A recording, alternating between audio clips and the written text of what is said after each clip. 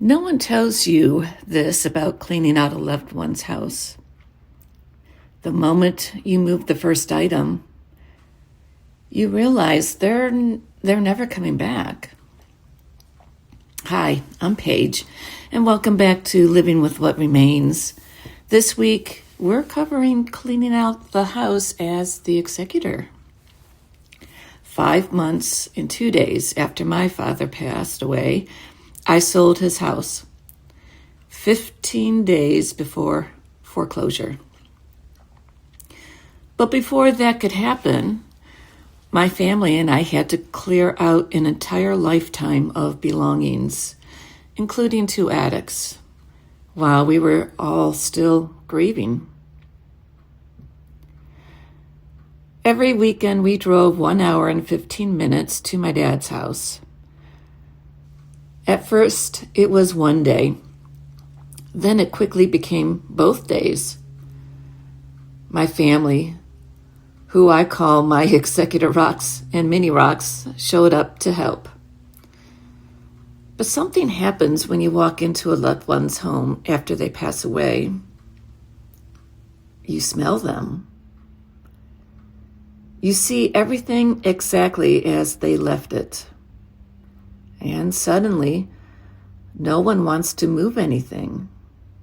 Because the moment you move something, it confirms something your heart doesn't want to accept.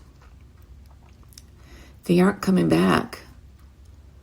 And the silence that you hear, well, it helps confirm that. My family didn't want to move anything because moving it meant admitting something we didn't want to accept. Grandpa wasn't coming back, but I was the executor, and we were racing foreclosure. So I became a bulldozer, not because I wanted to, because I had to.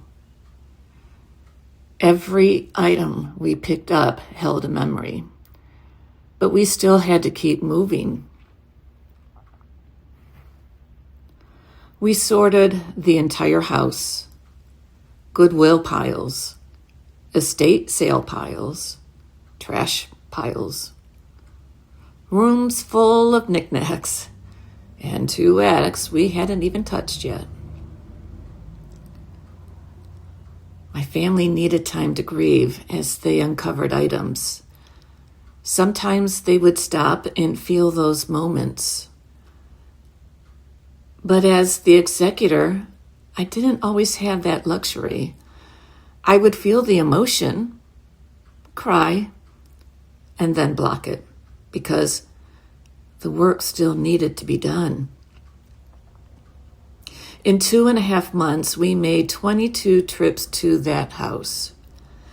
Endless trips to Goodwill. Endless trips to the dumpster. But eventually, the house was ready.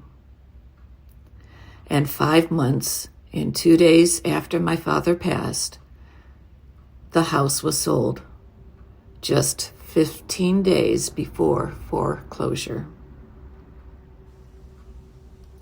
If you've ever had to clean out a loved one's house, you probably understand exactly what this feels like. That moment when you move something and the silence in the house suddenly feels, so very real. And if you're going through that right now, you're not alone. This channel is all about what it really looks like to live with what remains.